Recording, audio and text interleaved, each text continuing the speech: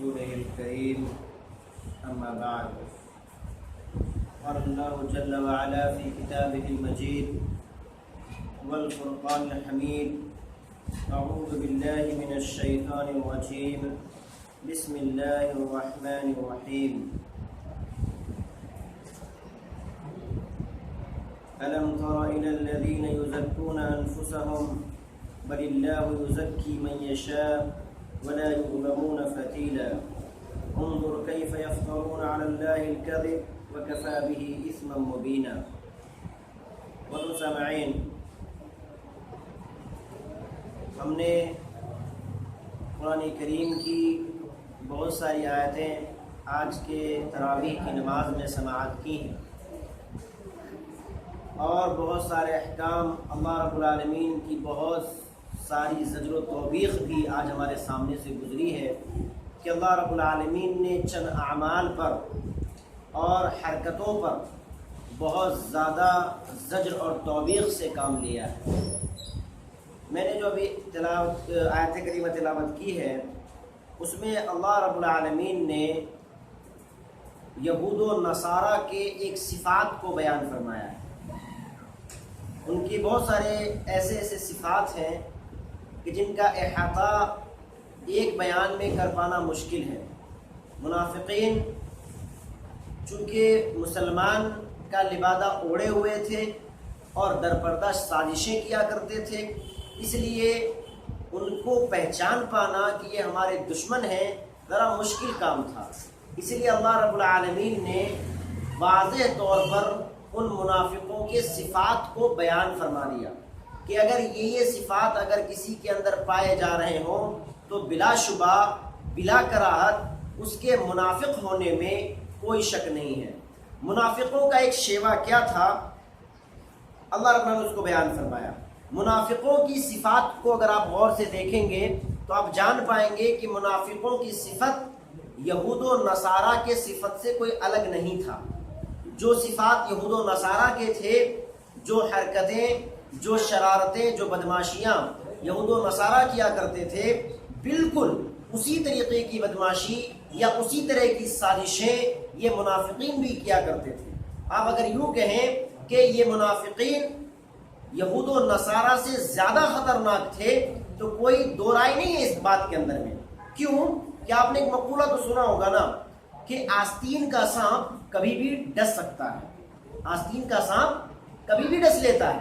تو یہ منافق مسلمان کے صف میں مسلمانوں کے لیے آستین کے سانپ کی طرح تھے، کیونکہ یہود و نصارہ کے بارے میں مسلمان کو معلوم تھا کہ یہ ہمارے دشمن ہیں، یہ ہمارے خلاف سازشیں کرتے ہیں. تو ان سے بچنا یا ان سے بچنے کی تدبیریں کرنا تو مسلمان جو ہے اپنے بس میں سمجھا کرتے تھے اور کیا بھی کرتے تھے، تدبیریں کیا کرتے تھے. مگر ایک ایسا شخص جو ہمارے صف میں کھڑا ہوتا ہے، ہمارے پیر سے پیر ملا کے نمازیں پڑھتا ہے اور ہماری مجلسوں میں بیٹھتا ہے، ہمارے مشورے میں بیٹھتا ہے، اور وہ اگر سازش کر رہا ہے ہمارے خلاف تو اس سے بچ پانا ذرا مشکل کام ہوتا ہے. تو اسی لیے کہا جاتا ہے کہ مسلمانوں کو جتنا نقصان غیر نے نہیں پہنچایا اتنا نقصان مسلمانوں میں موجود منافق صفت مسلمان نے پہنچایا. میرے بھائیو اور دوستو، چند آیتوں کی وضاحت ہم کریں گے انشاءاللہ. کوشش کریں گے اللہ رب العالمین ہمیں سمجھنے کی توفیق دے. اللہ رب العالمین نے یہود و نصارہ کی ایک صفت کو بیان کیا. اللہ نے کہا کہ اے نبی صلی اللہ علیہ وسلم، کیا آپ ان لوگوں کو نہیں دیکھتے أَلَمْ تَرَ إِلَى الَّذِينَ يُزَكُّونَ أَنفُسَهُمْ بَلِ اللَّهُ يُزَكِّي مَن يَشَاءُ. کیا آپ ان لوگوں کو نہیں دیکھتے جو اپنے آپ کو بڑا پاکیزہ سمجھتے ہیں، اپنے آپ کو بڑا اچھا سمجھتے ہیں، بڑا دیندار سمجھتے ہیں؟ یہ یہود و نصارہ کی بات ہو رہی ہے، یہاں منافق کی بات نہیں ہو رہی، یہ یہود و نصارہ کی بات ہو رہی ہے کہ کیا آپ ان لوگوں کو نہیں دیکھتے جو اپنے آپ کو بڑا پاکیزہ سمجھتے ہیں. بلا شبہ یہود و نصارہ یہ دعویٰ کرتے تھے کہ نحن ابناء اللہ و احباؤہ، کہ ہم اللہ کے بیٹے ہیں اور ہم اللہ کے محبوب ہیں، ہم جنت میں جائیں گے. جنت اگر کسی کے لیے تیار کی گئی ہے تو کس کے لیے؟ وہ میرے لیے تیار کی گئی ہے. یعنی یہود و نصارہ کا یہ دعویٰ تھا. تو یہود و نصارہ یہ بھی دعویٰ کرتے تھے کہ ہم پاکیزہ ہیں، ہم نفوس قدسیہ ہیں، ہم سے بہتر اور کوئی بھی نہیں ہے، یہ ان کا دعویٰ تھا. تو اللہ رب العالمین نے اس کا نقشہ کھینچا اور اللہ کے نبی سے فرمایا کہ اے اللہ کے نبی، الم ترا، یا تمام لوگوں سے مخاطب ہوا اللہ رب العالمین، کیا ان لوگوں کو تم نہیں دیکھتے یزکون انفسہم، جو اپنے بارے میں یہ گمان کرتے ہیں کہ وہ پاکیزہ ہیں، بل اللہ یزکی من یشاء، بلکہ اللہ جسے چاہتا ہے پاکیزہ بنا دیتا ہے۔ یہ آپ کون ہوتے ہیں اس چیز کا فیصلہ کرنے والے کہ آپ پاکیزہ ہیں؟ ہم اور آپ اگر یہ دعویٰ کریں کہ ہم پاکیزہ ہیں تو یہ دعویٰ کیا صحیح ہوگا؟ ہمیں کیسے معلوم کہ ہم پاکیزہ ہیں؟ کون اس بات کو ثابت کرے گا؟ کون اس بات کا فیصلہ کرے گا کہ واقعی آپ اللہ رب العالمین کی نظر میں پاکیزہ ہیں؟ اس کا فیصلہ صرف اور صرف ایک ہی ذات کر سکتی ہے، اور وہ کون ہے؟ اللہ عز و جل کی ذات، صرف وہی فیصلہ کر سکتی ہے۔ ہم اپنے منہ میاں مٹھو بن جائیں۔ مفسرین نے یہ جملہ لکھا ہے، یہ جملہ لکھا کہ یہ یہود و نصارہ کی صفات تھی، کیا تھی؟ کہ خود اپنے منہ میاں مٹھو بنا کرتے تھے کہ ہم تو پاکیزہ ہیں، ہم تو نفوس قدسیاں ہیں، جبکہ معاملہ ایسا نہیں تھا۔ تو اللہ رب العالمین نے واضح طور پہ کہہ دیا کہ دیکھو معاملہ ایسا نہیں ہے، بل اللہ یزکی من یشاء، بلکہ پاکیزہ تو وہی ہو سکتے ہیں، پاکیزہ تو وہی ہوں گے جسے اللہ پاک کرے، ولا یظلمون فتیلا۔ اور ایک جملہ اللہ نے کہا کہ ان پر دھاگے کے برابر بھی ظلم نہیں کیا جائے۔ مطلب کیا؟ کہ اگر انہوں نے کوئی اچھے کام کیے ہیں اپنے مذہب کے مطابق اللہ کے نبی صلی اللہ علیہ وسلم کے آنے سے پہلے ان کے نبیوں کے درمیان، تو اللہ رب العالمین اسے اس کا بدلہ دے گا، اور اگر اس نے غلطی کی ہے تو ان کی غلطی کی سزا انہیں اتنی ہی دی جائے گی جتنا انہوں نے کیا ہے۔ ایک دھاگے کے برابر بھی ان سے ناانصافی نہیں ہوگی۔ اور دھاگا بھی کون سا؟ آپ نے کبھی کھجور کھایا ہے؟ بلا شبہ کھایا ہے بھائی۔ اس کی گٹھلی آپ نے دیکھی ہوگی، گٹھلی کیسی ہوتی ہے؟ بیچ میں ایک دھاری دار نشان سا ہوتا ہے، اس میں کبھی کبھی ایک ریشہ، باریک سا ریشہ، اس گٹھلی کے جو درار ہوتی ہے اس میں ایک باریک سا ریشہ نکلتا ہے۔ مفسرین نے تشریح کی ہے کہ اس ریشے کے برابر بھی اللہ رب العالمین ناانصافی نہیں کرے گا کسی سے۔ یہ اللہ کی شان ہے۔ اسی طرح میرے بھائیو اور دوستو آگے چلیں، اسی سلسلے کو اللہ رب العالمین نے آگے بڑھایا اور کہا انظر، دیکھو، کیف یفترون علی اللہ الکذب، یعنی وہ یہ بات کہتے ہیں کہ ہم پاکیزہ ہیں تو گویا یہ اللہ پر بہتان باندھ رہے ہیں۔ انہیں کیسے معلوم ہوا کہ پاکیزہ ہیں؟ یعنی یہ کہہ کر وہ اللہ رب العالمین پر بہتان باندھ رہے ہیں کہ اللہ نے انہیں پاک کر دیا ہے، اللہ نے انہیں پاکیزہ بنایا ہے، یہ اللہ پر بہتان باندھ رہے ہیں۔ وَكَفَى بِهِ اِثْمًا مُبِينًا، اور یہ بڑے گناہ ہونے کے لیے ان کا یہ گمان کرنا کافی ہے، ان کا یہ سوچنا ایک بڑے گناہ ہونے کے لیے کافی ہے۔ اللہ رب العالمین نے کہا وَكَفَى بِهِ، اور یہ چیز کافی ہے، اِثْمًا مُبِينًا، ایک بڑے گناہ ہونے کے لیے۔ آگے چلے میرے بھائیو دوستو، اللہ رب العالمین نے ایک اور بات ہے سورہ نجم کے اندر آیت 32 کے اندر ہے، یہ لوگ کہتے ہیں نا کہ ہم پاکیزہ ہیں، اللہ نے کہا فَلَا تُزَكُّوا أَنفُسَكُمْ، کہ تم اپنے آپ کو پاکیزہ یا اپنے نفس کو پاکیزہ نہ سمجھو۔ کیوں؟ کہ وَهُوَ أَعْلَمُ بِمَنِ اتَّقَىٰ، کہ تم میں کون پاکیزہ ہے وہ کون جانتا ہے؟ اللہ رب العالمین۔ اللہ نے واضح کر دیا کہ یہ دعویٰ تمہارا کھوکھلا ہے اور تم اس طرح کی باتیں مت کرو۔ فَلَا تُزَكُّوا أَنفُسَكُمْ، تو اپنے آپ کو پاکیزہ نہ سمجھو۔ بھائی آپ میں سے کوئی کہہ سکتا ہے کہ ہم پاکیزہ ہیں؟ میں کہہ سکتا ہوں کہ میں پاکیزہ ہوں؟ نہیں میرے بھائیوں، میں جانتا ہوں کہ میں کہاں پر اللہ رب العالمین کی نافرمانی کر رہا ہوں، ہر انسان جانتا ہے۔ مجھے پتا ہے کہ میں کہاں پر اللہ کے احکام کی بجاوری کر پا رہا ہوں اور کس جگہ پر نہیں کر پا رہا ہوں، جتنا ہونا چاہیے وہ اتنا نہیں کر پا رہا ہوں۔ بے شک جب میں اپنا محاسبہ کرتا ہوں مجھے پتا چلتا ہے کہ میں اللہ رب العالمین کی یہاں پر جس طریقے سے اللہ رب العالمین کی اہمیت کو واضح رکھتے ہوئے اور ثابت کرتے ہوئے اللہ کی بات ماننی چاہیے تھی، میں اس طریقے سے نہیں مان پا رہا ہوں، مجھے پتا چل جاتا ہے۔ کیوں؟ اسی لیے اللہ رب العالمین نے کہا نا، اللہ کے نبی نے فرمایا کہ محاسبہ کیا کرو۔ اللہ کے فرماتے ہیں کہ حاسبو قبل ان تحاسبو، اپنا محاسبہ کرو اس سے پہلے کہ تمہارا حساب لیا جائے۔ یعنی اللہ رب العالمین کیا تمہارا رجسٹر کھول دیا جائے، تمہارا حساب لیا جائے، اس سے پہلے ہی اپنا حساب لے لو، اپنا محاسبہ کر لو۔ تو میرے بھائی جب ہم اپنا محاسبہ کرتے تو ہم جان پاتے ہیں کہ بلا شبہ ہم کامل نہیں ہیں۔ جب کامل نہیں ہے تو یہ دعویٰ کیسے کر سکتے ہیں کہ ہم پاکیزہ ہیں؟ ہم کیسے کر سکتے ہیں؟ وہ صحابہ کرام جن کی زندگی دین پر نچھاور ہوا کرتی تھی، جن کا اوڑھنا بچھونا ہی شریعت مطہرہ تھا، انہوں نے تو کبھی دعویٰ نہیں کیا کہ ہم پاکیزہ ہیں۔ وہ ہمیشہ لرزہ اور ترسا ہوا کرتے تھے جب بھی کوئی آیت اس طریقے کی نازل ہو جاتی۔ میں ابھی منافق کی میں نے بات کی، جب اللہ نے منافقوں کی صفات اور منافقوں کی لسٹ جب اللہ نے بیان فرمائی تو بڑے بڑے اجلہ صحابہ کرام خوف کے مارے کپ کپانے لگے کہ کہیں ایسا نہ ہو کہ اس لسٹ میں میرا بھی نام نہ ہو۔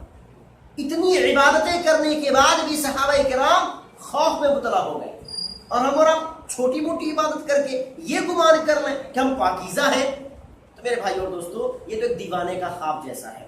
اللہ نے سورہ نجم کے اندر آیت 32 میں ارشاد فرما دیا، فَلَا تُزَكُّوا أَنفُسَكُمْ وَهُوَ أَعْلَمُ بِمَنِ اتَّقَىٰ، بے شک اللہ ہی جانتا ہے کہ کون پاکیزہ ہے، اس لیے تم اپنے پاکیزہ ہونے کا دعویٰ مت کرو۔ اس طرح میرے بھائی اور دوستو، آگے اللہ نے ایک آیت ارشاد فرمائی کہ أَلَمْ تَرَ إِلَى الَّذِينَ أُوتُوا نَصِيبًا مِنَ الْكِتَابِ يُؤْمِنُونَ بِالْجِبْتِ وَالطَّاغُوتِ، کہ کیا آپ نے ان لوگوں کو نہیں دیکھا جو جن کو کتاب عطا کیا گیا ہے، یعنی یہود و نصارہ کی بات ہو رہی ہے، جنہیں کتاب دیا گیا ہے، یؤمنون بالجبت، وہ ایمان کس پر رکھتے ہیں؟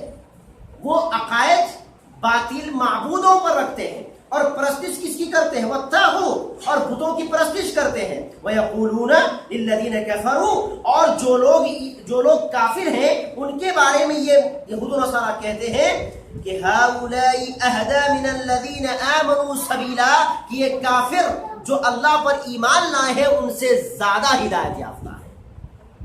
یہ کافر زیادہ ہدایت یافتہ ہے ان لوگوں کے مقابلے میں جو اللہ رب العالمین پر ایمان لائے ہیں۔ یہ کون کہتا ہے؟ یہود و نصارہ کہتے ہیں۔ میرے بھائیو دوستو، ایک بات بڑی پیاری یاد آئی ہے تعریف کے تعلق سے۔ جو لوگ کہتے ہیں اپنی تعریف کرتے ہیں، خود اپنی منہ میاں مٹھو بنتے ہیں، اس میں ایک اور میں کڑی آگے بڑھاؤں گا۔ اللہ کے نبی صلی اللہ علیہ وسلم نے ارشاد فرمایا کہ تم کسی کی تعریف اس کے منہ پہ مت کیا کرو۔ آج اکثر لوگ کیا کرتے ہیں، کسی کی سہانبھوتی حاصل کرنے کے لیے یا کسی کو خوش کرنے کے لیے اس کی تعریف اس کے منہ پہ کرتے ہیں۔ اللہ کے نبی صلی اللہ علیہ وسلم نے اس سے سخت طور پر منع فرمایا۔ حضرت مقداد رضی اللہ عنہ کا بیان ہے کہ اللہ کے نبی صلی اللہ علیہ وسلم نے کسی کے منہ پر اس کی تعریف کرنے سے منع فرمایا۔ صحیح مسلم حدیث نمبر 3002 کے اندر میں یہ روایت موجود ہے۔ اسی طرح صحیح بخاری کے اندر ایک روایت ہے حدیث نمبر 2662 کے اندر میں، کیا آپ نے فرمایا تعریف کرنے والے کو کہ ویحک، کہ تجھ پر افسوس ہو، یا ہائے افسوس، قطعت عنق صاحبک، کہ تو نے اپنے بھائی کی گردن کو کاٹ دیا۔ جس پر افسوس کہ تو نے اپنے بھائی کی گردن پہ چھری چلا دی۔ مطلب یہ کہ تجھے اپنے بھائی کے منہ پر یوں ہی تعریف نہیں کرنا چاہیے، کیوں تجھے کیا معلوم کہ واقعی وہ اس تعریف کا حامل تھا بھی نہیں تھا۔ ہاں، تجھے یہ کہنا چاہیے تھا کہ میں گمان کرتا ہوں تمہارے بارے میں کہ واقعی تو ایسا ہی ہوگا، کیونکہ جب آپ کسی کی تعریف کرتے ہیں تو اس میں یقین ہوتا ہے کہ واقعی آپ کی یقین کے مطابق وہ بندہ ایسا ہی ہے۔ تو ایسا نہیں ہونا چاہیے، بلکہ آپ گمان کے حد تک کہہ سکتے ہیں کہ میرے بھائی، میں تیری ان حرکت سے، میں تیرے ان اچھے اچھے اعمال سے گمان کرتا ہوں کہ تو ایسا ہوگا، تو ایسا ہوگا۔ گمان کے حد تک بات کر سکتے ہیں، آپ یقینی طور پر کوئی بات نہیں کر سکتے۔ آگے ہیں میرے بھائی اور دوستو، یہ جو صفات بیان کی گئی یہودیوں اور نصارہ کی، تو ان صفات کی وجہ سے کہ مومن سے زیادہ ہدایت یافتہ کون ہے؟ یہ کافر ہیں۔ تو اگر یہ ایسا عقیدہ رکھتے ہیں تو اللہ نے فرمایا اولئک الذین لعنہم اللہ ومن یلعن اللہ فلن تجد له نصیرا، کہ یہی وہ لوگ جن پر اللہ کی لعنت ہے، اور جن پر اللہ کی لعنت ہو جاتی ہے فلن تجد له نصیرا، تو انہیں کوئی مددگار نہیں ملتا ہے اور نہیں ملے گا اللہ رب العالمین کی۔ اسی طرح میرے بھائی ایک اور آیت ہم نے پڑھی، بڑی پیاری آیت پڑھی ہم نے، ان اللہ یأمرکم ان تؤدوا الامانات الى اہلها واذا حکمتم بین الناس ان تحکموا بالعدل ان اللہ نعم ما یعظکم به ان اللہ کان سمیعا بصیرا۔ یہ سورہ نساء کی آیت نمبر 58 ہے۔ اس میں اللہ رب العالمین نے اللہ کے نبی صلی جناب محمد رسول اللہ کو حکم دیا کہ اے اللہ کے نبی صلی اللہ علیہ وسلم، آپ حق والوں تک حق پہنچا دیجیے، امانت جن کی ہے انہیں پہنچا دیجیے۔ اس آیت کی شان نزول یہ ہے کہ عثمان بن طلحہ رضی اللہ تعالی عنہ، یہ ایک ایسے صحابی تھے جن کے خاندان میں صدیوں سے خانہ کعبہ کی چابی چلی آ رہی تھی۔ جب مکہ فتح ہوا تو انہوں نے چابی سونپ دی اللہ کے نبی صلی اللہ علیہ وسلم کو اور چلے گئے کہ بھئی اب خانہ کعبہ فتح ہو گیا ہے، جو مکہ فتح ہو گیا ہے اور مکہ مسلمانوں کے ہاتھ میں ہے، تب مسلمان جس کو چاہیں گے اس کو چابی دیں گے۔ حالانکہ وہ بھی ایمان لے آئے تھے۔ تو اللہ رب العالمین نے یہ آیت اتاری. بعض روایت میں آتا ہے کہ ایمان نہیں لائے تھے، بعض میں آتا ہے ایمان لے آئے تھے. تو جو بھی ہے، مگر اللہ رب العالمین نے ایک حکم نازل فرمایا کہ اے اللہ کے حبیب جناب محمد رسول اللہ صلی اللہ علیہ وسلم، آپ کو اللہ یہ حکم دے رہا ہے کہ آپ حق والوں کو حق پہنچا دیجیے. امانتیں جن کی ہیں، یہ چابی جس کے خاندان میں چلی آ رہی تھی یہ اسی کا اہل ہے. یہ چابی جس خاندان میں چلی آ رہی تھی، یہ اس چابی کے اٹھانے کے اہل وہی لوگ ہیں. تو گویا آپ یہ چابی انہی کو دے دیجیے. تو آپ نے طلحہ، عثمان بن طلحہ کو بلایا اور اس خانہ کعبہ کی چابی کو انہی کے ہاتھ میں دیا اور کہا کہ یہ آپ ہی کے خاندان میں تھی اور اسی میں رہے گی. اور آج تک تاریخ گواہ ہے کہ خانہ کعبہ کی، بیت اللہ کی چابی کسی شاہی خاندان میں نہیں ہے. آج بھی عثمان بن طلحہ رضی اللہ تعالی عنہ کے خاندان میں ہی چابی چلی آ رہی ہے. بیت اللہ کی چابی اگر آج بھی جس کے ہاتھ میں ہے وہ عثمان بن طلحہ کے خاندان کے ہی لوگ ہیں، کسی اور کے نہیں ہے میرے بھائی. تو ایک تو معنی یہ ہے، ظاہری معنی جس وجہ سے یاد اتری. مگر مفسرین نے کہا اس کا معنی جو ہے وہ عموم پر دلالت کرتا ہے. کیا کہ اگر آپ کے پاس کوئی امانت ہے کسی کی رکھی ہوئی تو جب بھی وہ مانگے آپ اسے دے دیں. ایک معنی مفسر نے یہ نقل کیا. دوسرا معنی یہ نقل کیا کہ اگر آپ کسی اونچے عہدے اور پوسٹ پر ہیں اور آپ کو یہ حق دیا گیا ہے کہ آپ اپنے ماتحتوں میں پوسٹ کو تقسیم کریں، عہدے تقسیم کریں. مثال طور پہ میں گورنر ہوں، اب گورنر سے نیچے جو عہدے خالی ہیں یہ میرے حق میں ہے، یہ میرے ادھیکار میں ہے کہ میں اس پوسٹ پر جس کو چاہوں اس کو رکھ دوں. تو اب یہ پوسٹ جو عہدہ جو خالی ہے یہ امانت ہے کس کی؟ قوم کی امانت ہے. کیونکہ جو محکمہ ہوتا ہے، مثال کے طور پہ ابھی ہم ہندوستان میں رہتے ہیں، یہاں پہ قانون چلتا ہے. اب اس قانون میں کوئی چھوٹا ہے، کوئی بڑا ہے، کوئی چھوٹے عہدے پر ہے، کوئی بڑے عہدے پر ہے، اور ہر انسان اس لیے منتخب کیا گیا ہے کہ وہ رعایا کو فائدہ پہنچائے.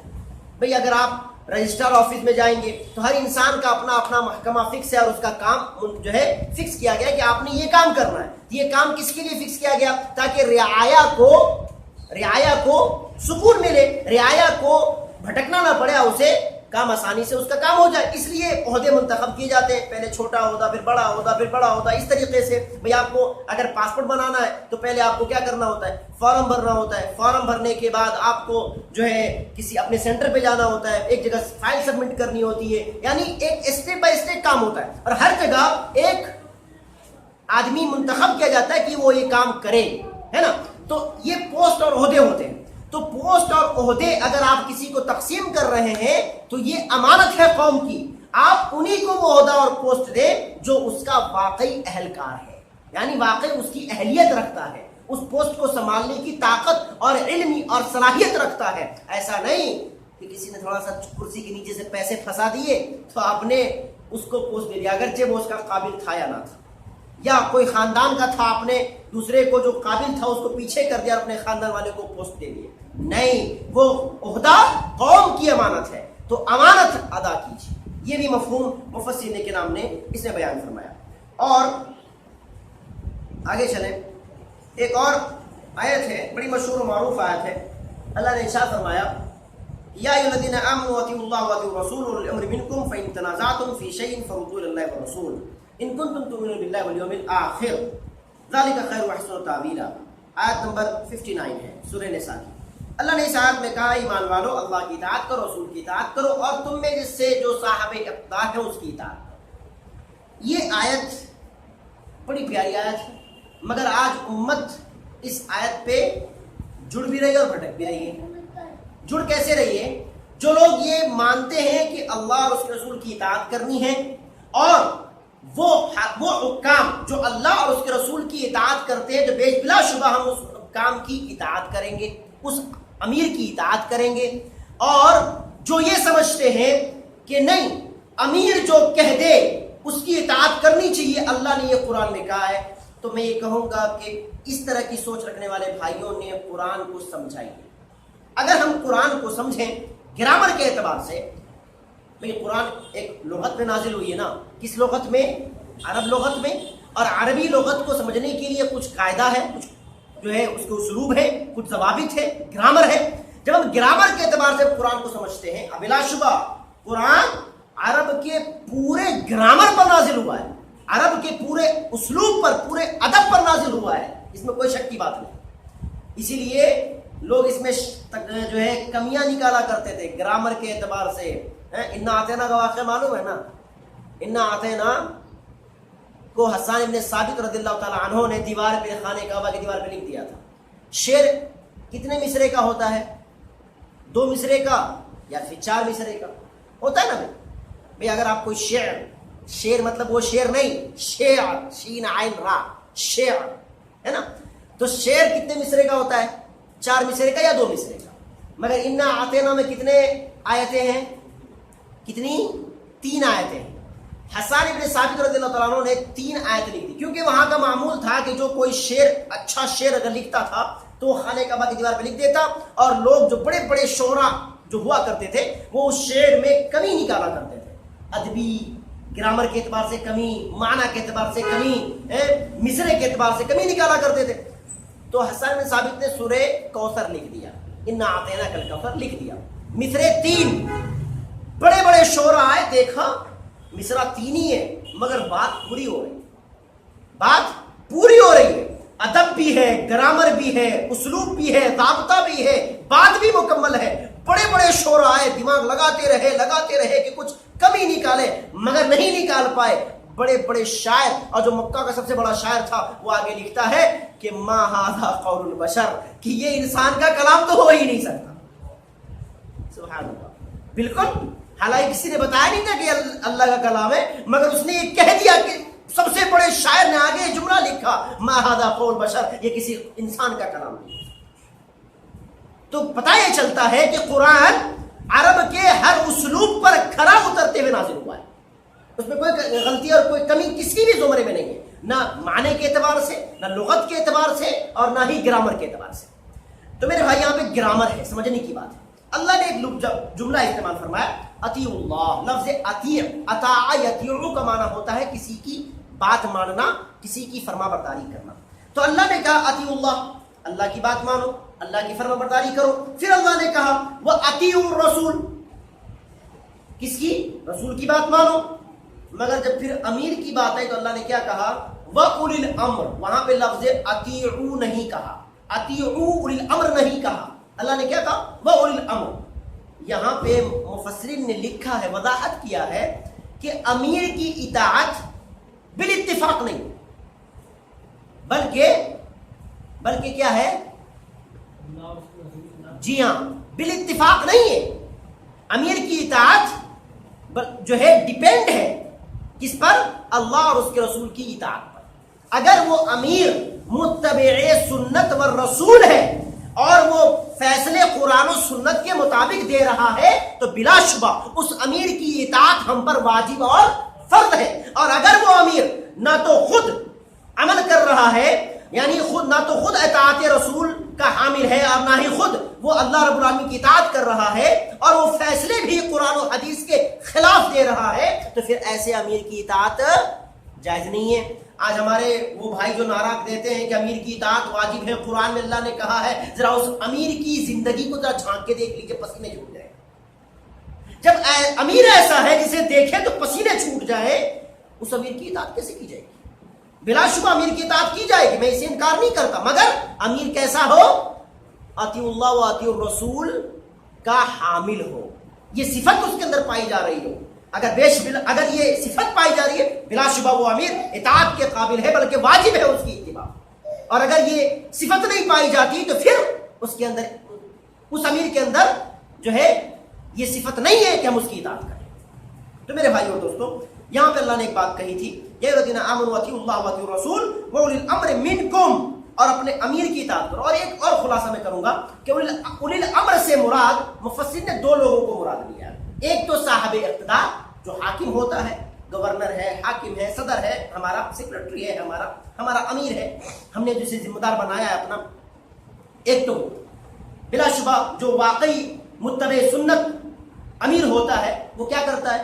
وہ سنت کو نافذ کرتا ہے، وہ اللہ رب العالمین کے احکام کو نافذ کرتا ہے. اگر کوئی معاملہ آ گیا، مثلا تو شراب پینے والے کو لائے گا، آپ کیا کریں گے؟ تو کیا امیر اپنی طرف سے سزا دیتا ہے کہ اس کا پہلے ہاتھ کاٹ دو؟